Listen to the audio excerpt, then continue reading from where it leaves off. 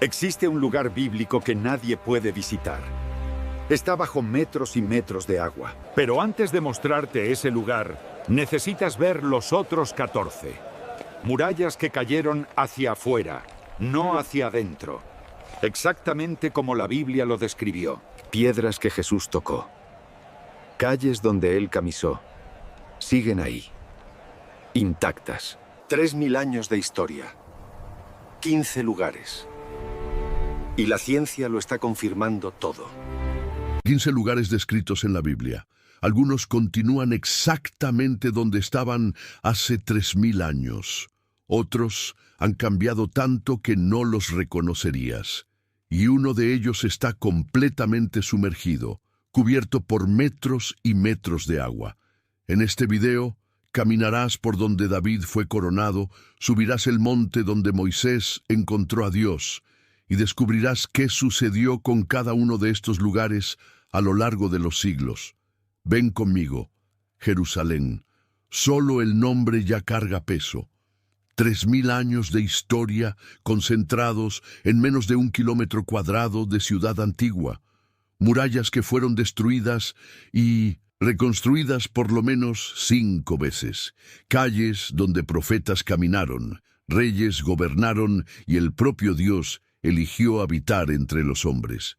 Cuando David conquistó Jerusalén de los jebuseos, la ciudad era pequeña, ocupaba únicamente el área que hoy llamamos Ciudad de David, un monte estrecho con menos de 6 hectáreas. Pero lo que faltaba en tamaño sobraba en importancia estratégica. La ciudad tenía una fuente de agua permanente, el Gijón, y estaba protegida por valles profundos en 3 de sus 4 lados. David miró aquel monte y vio lo que nadie más veía, el centro espiritual de una nación que todavía ni existía propiamente. Fue allí donde Salomón construyó el templo. Imagina la escena. 7 años de obra. 180,000 trabajadores entre cortadores de piedra, cargadores y supervisores. Cedros traídos del Líbano por mar y por tierra. Oro en cantidad tan absurda que la Biblia dice que la plata no tenía ningún valor en la época de Salomón. Y cuando el templo quedó listo, la gloria de Dios descendió de forma tan intensa que los sacerdotes no podían mantenerse en pie para ministrar. Hoy, el templo ya no existe. Fue destruido por los babilonios en 586 a.C., reconstruido, ampliado por Herodes y destruido nuevamente por los romanos en 70 después de Cristo. Pero el Muro de los Lamentos, el único tramo que quedó de la plataforma del segundo templo, todavía está allí. 19 metros de altura, piedras que pesan entre 2 y 600 toneladas cada una. Y todos los días, miles de personas meten pequeños papeles con oraciones en las grietas entre las piedras. El detalle impresionante: excavaciones arqueológicas revelaron pavimentos y escalones que están exactamente al mismo nivel que Jesús pisó hace 2000 años. Literalmente caminas donde Él caminó, tocas piedras que Él pudo haber tocado, y te das cuenta de que Jerusalén no es solo historia, es historia viva. Ahora baja conmigo 8 kilómetros hacia el sur, Belén. La ciudad donde el cielo tocó la tierra de la forma más improbable posible. En la época de Jesús, Belén era insignificante, una aldea de pastores con tal vez 300 personas, tan pequeña que el profeta Miqueas la llamó pequeña para estar entre los millares de Judá. Pero fue exactamente allí donde Dios eligió nacer como hombre, no en Jerusalén, la capital religiosa, no en Roma, la capital del poder, en una villa de pastores, en una gruta usada como establo, entre el heno y el olor de animales.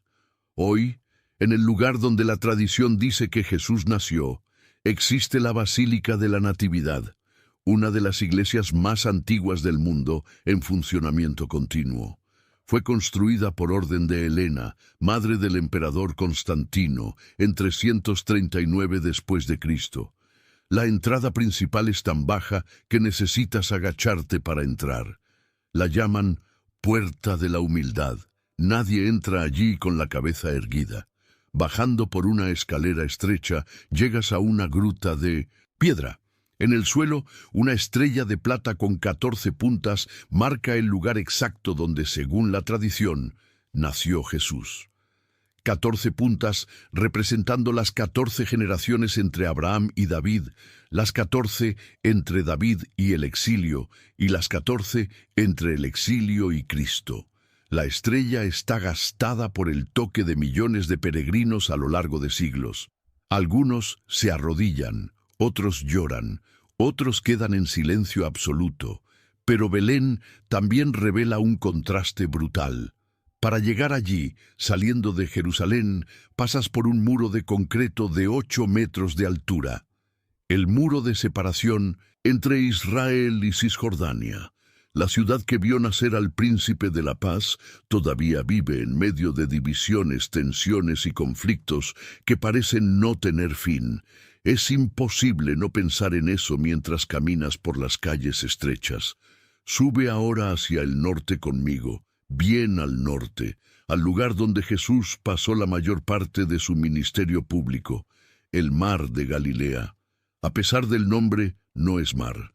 Es un lago de agua dulce, 21 kilómetros de largo, 13 de ancho, 43 metros de profundidad máxima, alimentado por el río Jordán y rodeado de colinas que crean un microclima único. Tormentas se forman de la nada allí. El viento baja por las montañas, golpea la superficie del agua y transforma el lago calmado en caos en cuestión de minutos. Fue exactamente en una de esas tormentas que Jesús dormía en la popa de una barca mientras los discípulos entraban en pánico. Pescadores experimentados, gente que conocía aquel lago desde niños, gritando que iban a morir. Y Jesús despertó, miró al viento y al mar y dijo una única frase: «Calla, enmudece». El viento paró, el agua quedó lisa como vidrio. Y los discípulos se preguntaron: ¿quién es este que hasta el viento y el mar le obedecen? Hoy puedes navegar por el mismo lago en barcas de madera construidas al estilo del primer siglo. La vista es casi idéntica a lo que los discípulos veían. Colinas verdes, agua azul profundo, pescadores lanzando redes. En 1986, una sequía severa bajó el nivel del lago y reveló algo extraordinario. Una barca de madera de 2000 años, preservada en el lodo, probablemente de la época de Jesús. Hoy está en un museo en Guinosar, a pocos kilómetros de allí, una cápsula del El tiempo flotante. Pero ahora acompáñame a un lugar completamente diferente. Sal del agua, sal del verde, entra al desierto. Monte Sinaí, el lugar donde Dios habló cara a cara con Moisés. La ubicación exacta es debatida hasta hoy. La tradición cristiana apunta al Jebel Musa, una montaña de 2.285 metros en la península del Sinaí, en Egipto. Algunos estudiosos creen que el verdadero Sinaí está en Arabia Saudita, basándose en descripciones geográficas del texto bíblico. Pero sea donde sea, lo que sucedió allí cambió la historia de la humanidad para siempre. Imagina la escena descrita en Éxodo, la montaña entera temblando, fuego en la cima, humo subiendo como de un horno, sonido de trompeta haciéndose cada vez más fuerte. Y el pueblo de Israel, 3 millones de personas acampadas en la base, aterrorizados, pidiendo que Moisés subiera solo porque tenían miedo de morir si oían la voz de Dios directamente. Moisés subió. Se quedó 40 días y bajó con 2 tablas de piedra escritas por el propio dedo de Dios. Hoy, peregrinos suben el Jebel Musa de madrugada. La caminata toma entre 2 y 3 horas por un camino de piedra construido por monjes a lo largo de siglos. 750 escalones en la parte final, llamados Escalera del Arrepentimiento. Quien llega a la cima antes del amanecer ve el sol nacer sobre el desierto, tiñendo las rocas de dorado y rojo.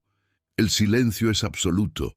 Y muchos dicen que allí, en aquel silencio, logran escuchar algo que no escuchan en ningún otro lugar. En la base de la montaña está el monasterio de Santa Catalina, construido en el siglo VI por orden del emperador Justiniano. Es el monasterio cristiano más antiguo todavía en funcionamiento, y dentro de él está algo extraordinario, una colección de manuscritos antiguos que incluye el Codex Sinaiticus, una de las copias más antiguas de la Biblia que existen. Ahora baja conmigo de la montaña y ve al punto más bajo de la tierra, literalmente, el Mar Muerto, 430 metros bajo el nivel del mar. El punto más bajo de la superficie terrestre, un lago tan salado, casi 10 veces más que el océano, que ningún pez, ninguna planta acuática, ninguna forma de vida compleja sobrevive allí. Por eso, el nombre Mar Muerto. Agua que no sustenta vida, pero te sustenta a ti. Literalmente, la concentración de sal es tan alta que el cuerpo humano flota sin ningún esfuerzo. Te acuestas en el agua y ella te empuja hacia arriba. Es imposible hundirse. Turistas van allí a tomarse fotos leyendo periódico mientras flotan, pero pocos piensan en la historia brutal que sucedió allí cerca. Fue en las cercanías del Mar Muerto donde quedaban Sodoma y Gomorra, ciudades tan corrompidas que Dios decidió destruirlas con fuego y azufre del cielo. Abraham negoció con Dios. Si hubiera 50 justos, Dios perdonaría. 45, perdonaría. 40, 30, 20, 10. Dios aceptó con 10. Pero no había ni 10. Destrucción vino. Hoy, arqueólogos y geólogos exploran la región buscando evidencias. En 2021, un estudio publicado en la revista Scientific Reports analizó un sitio llamado Tel el Hammam, en Jordania, cerca del Mar Muerto.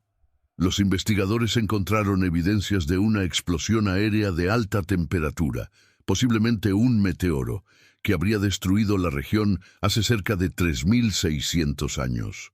Cerámica derretida, ladrillos vitrificados, destrucción instantánea. La ciencia todavía investiga, la Biblia ya lo contó. Y hablando de destrucción, ven conmigo a Jericó, la ciudad que cayó con un grito. Jericó es candidata a ciudad más antigua del mundo, continuamente habitada. Más de 10.000 años de ocupación humana documentada. Cuando Josué llegó allí con el pueblo de Israel después de 40 años en el desierto, Jericó era una fortaleza.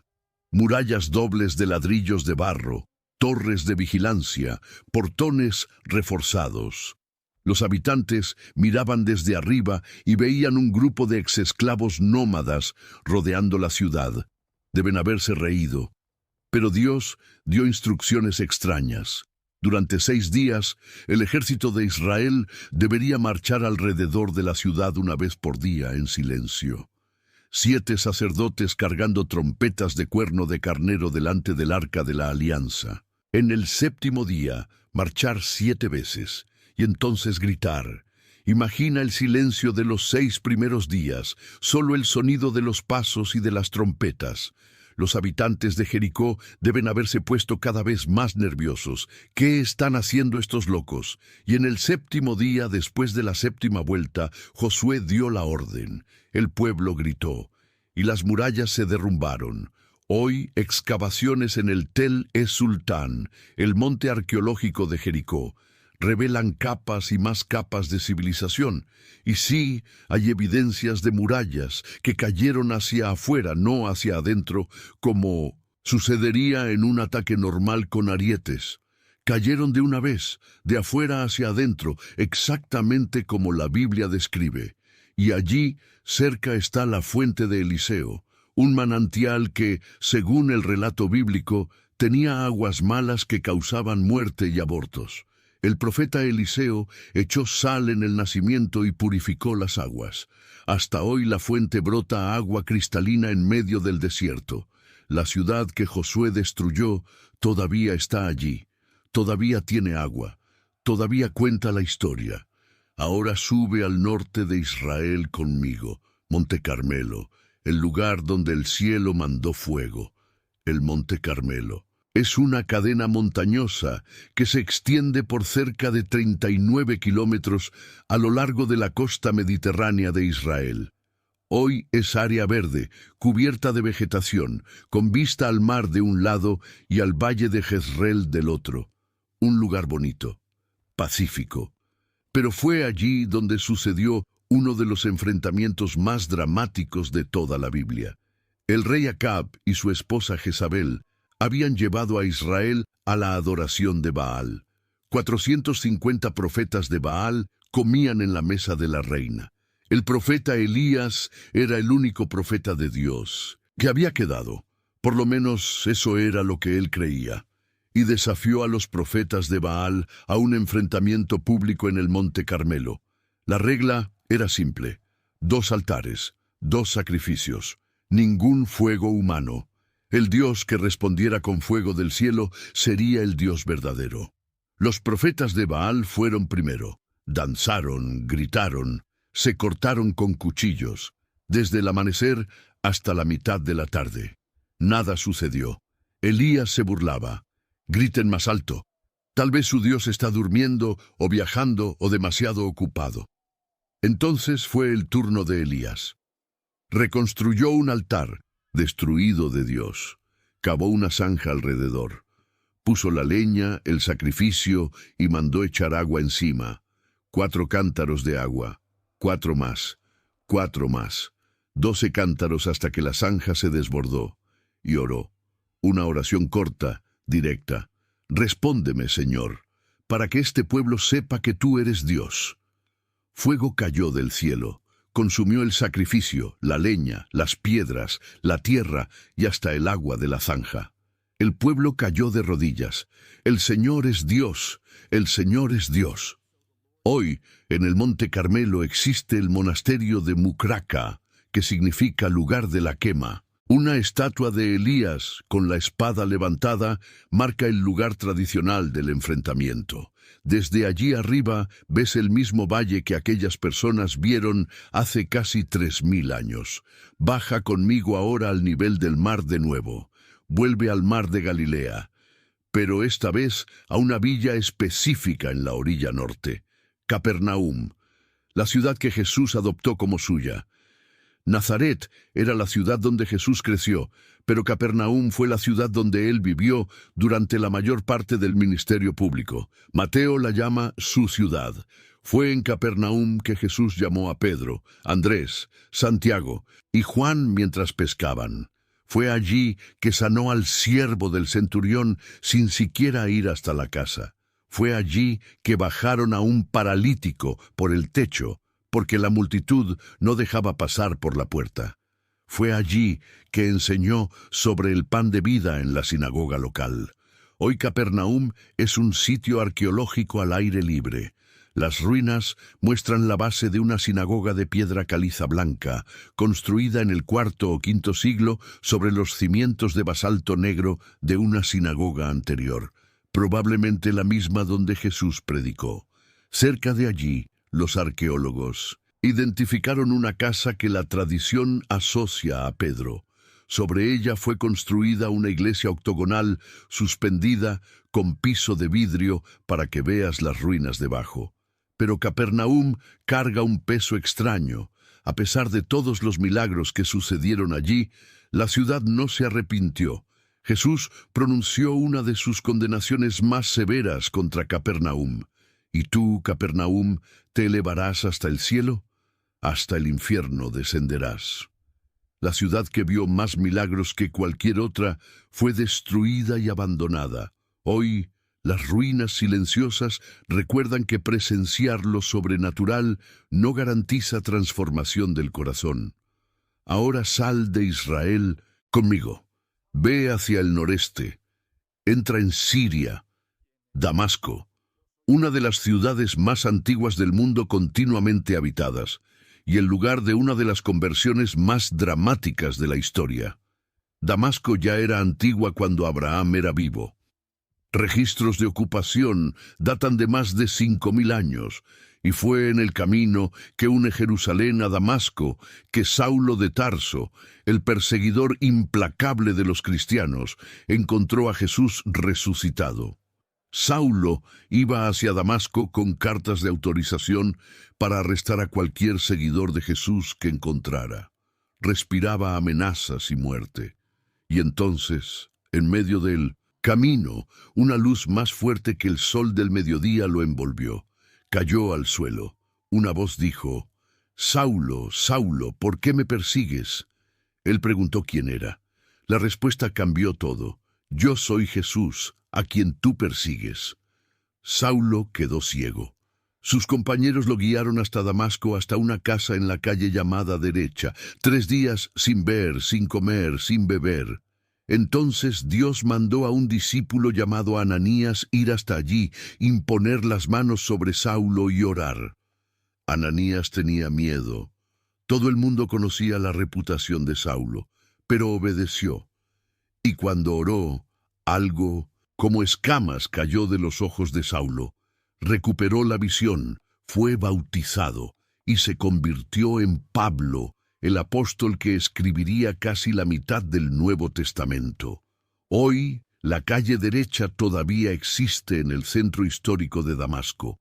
1,5 kilómetros de extensión cortando la ciudad vieja, mercados coloridos, olor a especias y café, comerciantes gritando ofertas.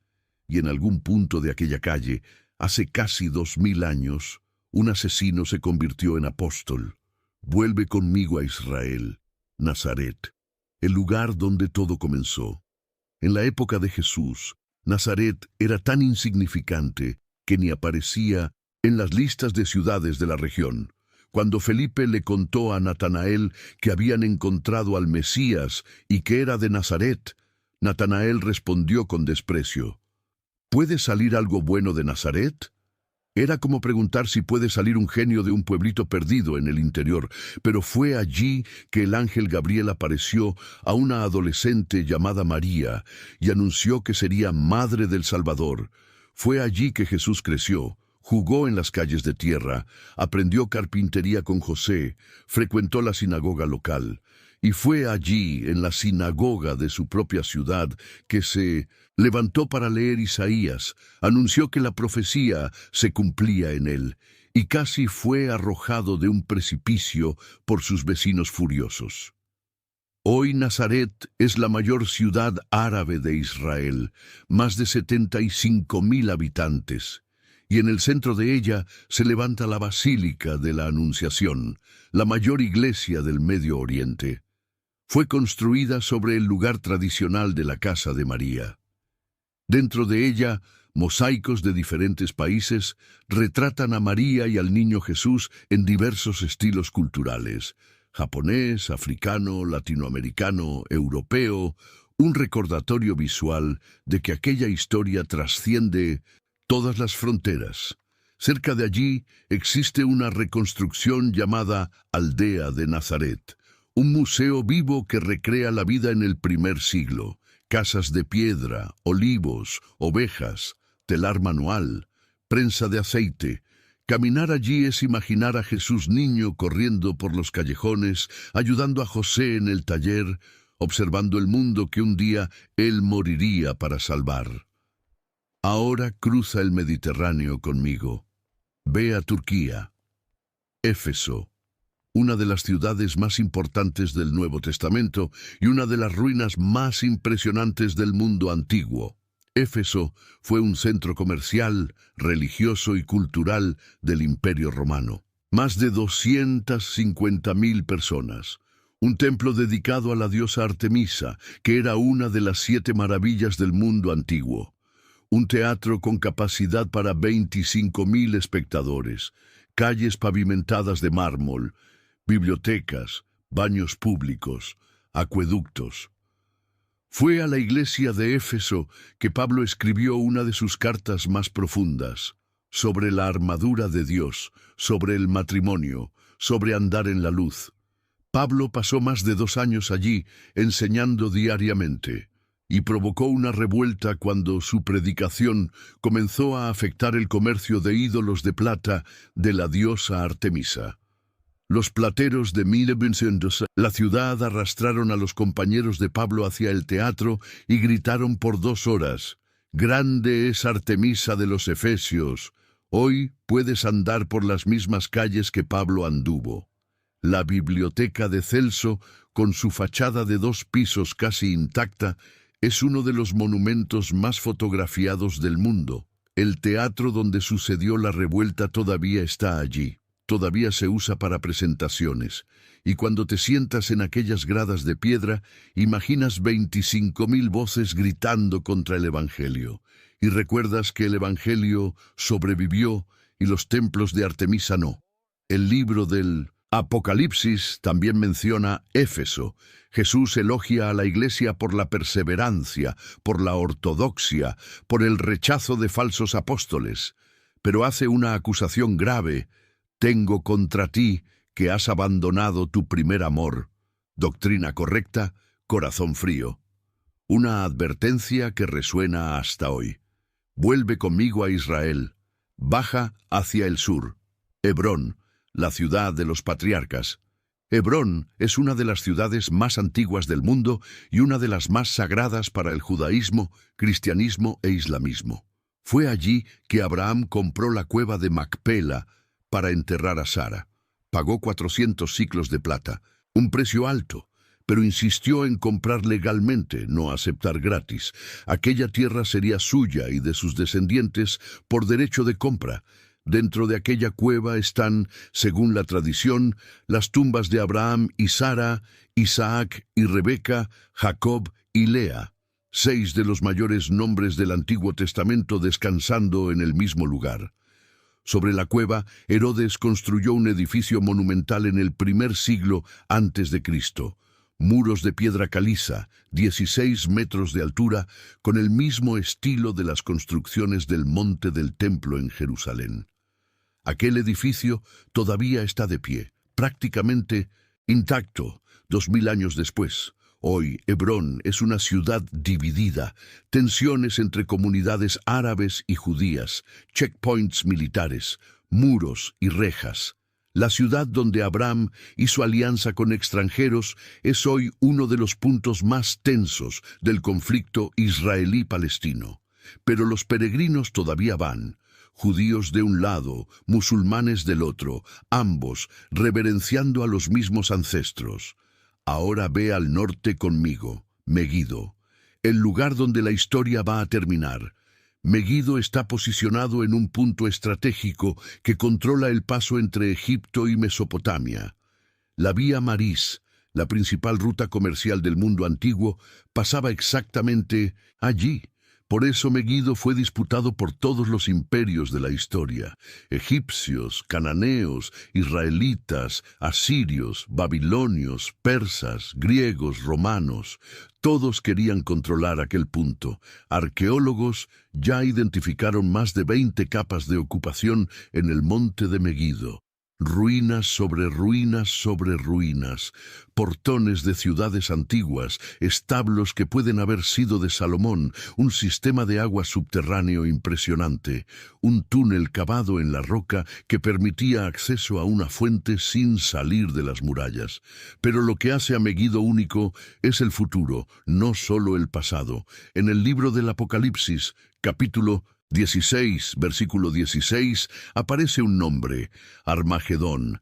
En hebreo, Har Megido, monte de Megido, el lugar donde, según la profecía, los reyes de la tierra serán reunidos para la batalla final. Cuando subes al monte y miras al valle de Jezreel extendiéndose hasta donde alcanza la vista, entiendes por qué ese lugar fue elegido. Es un anfiteatro natural gigante. Napoleón, cuando pasó por allí, dijo que era el campo de batalla más perfecto del mundo. Él no sabía que la Biblia ya había dicho algo parecido siglos antes. Ahora baja conmigo hacia el sur, bien al sur. Beerseba, la frontera del desierto.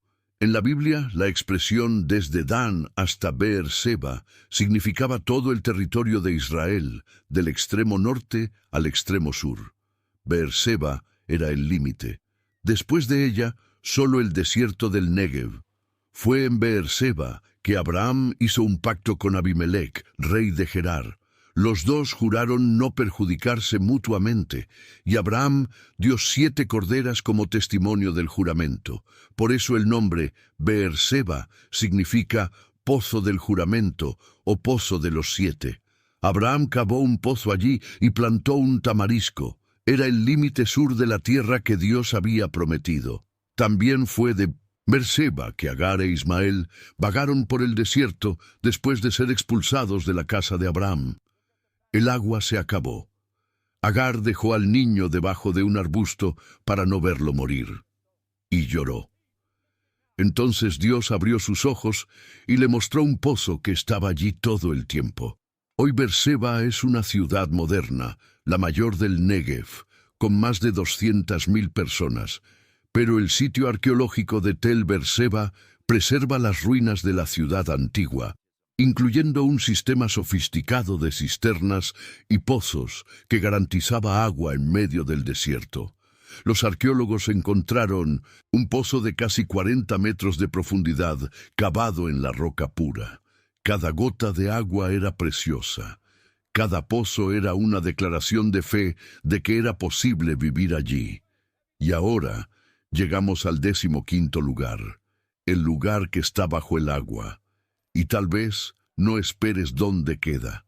Cesarea Marítima, en la costa del Mediterráneo, una de las mayores obras de ingeniería del mundo antiguo. Y hoy, buena parte de ella está sumergida. Herodes el Grande construyó Cesarea para ser una maravilla, una ciudad romana completa desde cero en 12 años, pero el desafío mayor no era la ciudad en sí, era el puerto.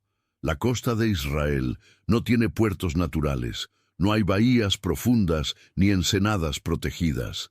Herodes necesitaba crear un puerto artificial en mar abierto, y lo hizo exactamente así, usando una técnica romana llamada opus caementitium, un tipo de concreto que endurecía bajo el agua. Los ingenieros de Herodes construyeron 2 rompeolas gigantes que se extendían por más de 500 metros mar adentro. Crearon una cuenca protegida más grande que el puerto de Atenas. La llamaron Sebastos, que significa el Augusto, en homenaje al emperador romano. El puerto de Cesarea se convirtió en uno de los mayores del Mediterráneo oriental. Barcos de todo el imperio atracaban allí. Mercancías, soldados, ideas, religiones, todo pasaba por Cesarea. Fue allí que Pedro predicó al centurión Cornelio, el primer gentil convertido. Fue allí que Pablo quedó preso por 2 años antes de ser enviado a Roma. Fue allí que Pilato tenía su residencia oficial. Una moneda encontrada en las excavaciones confirma Poncio Pilato, prefecto de Judea. El hombre que condenó a Jesús vivía allí, pero el tiempo cobró su precio. Terremotos, subsidencia del suelo, erosión. El puerto que Herodes construyó fue hundiéndose gradualmente a lo largo de los siglos. Hoy, los 2 rompeolas gigantes están completamente sumergidos.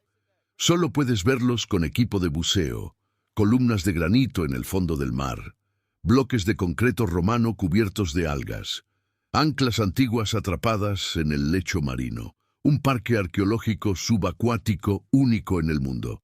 Desde la costa ves las ruinas de la ciudad, el teatro romano donde todavía hay presentaciones, el hipódromo donde corrían cuadrigas, el acueducto de 14 kilómetros que traía agua del Monte Carmelo, los mosaicos de los palacios, todo impresionante. Pero debajo del agua, invisible para quien no bucea, está la obra maestra de Herodes, el puerto imposible que desafió la naturaleza y acabó tragado por ella, un recordatorio silencioso de que hasta las mayores construcciones humanas pueden desaparecer bajo las olas. 15 lugares. Algunos se volvieron ruinas, Otros se volvieron ciudades modernas. Uno está bajo el agua. Pero existe algo que ninguna inundación puede cubrir, ningún terremoto puede derribar, ningún imperio puede destruir. Las piedras se desgastan, los templos caen, las naciones desaparecen, pero las historias que sucedieron en estos lugares continúan transformando vidas 3000 años después. David ya no está en Jerusalén, pero la fe que él cantó en los Salmos todavía resuena. Moisés ya no está en el Sinaí, pero la ley que él recibió todavía guía a billones de personas. Jesús ya no está en Capernaum, pero las palabras que él dijo allí todavía sanan, todavía liberan, todavía salvan. Los lugares cambian, la palabra permanece.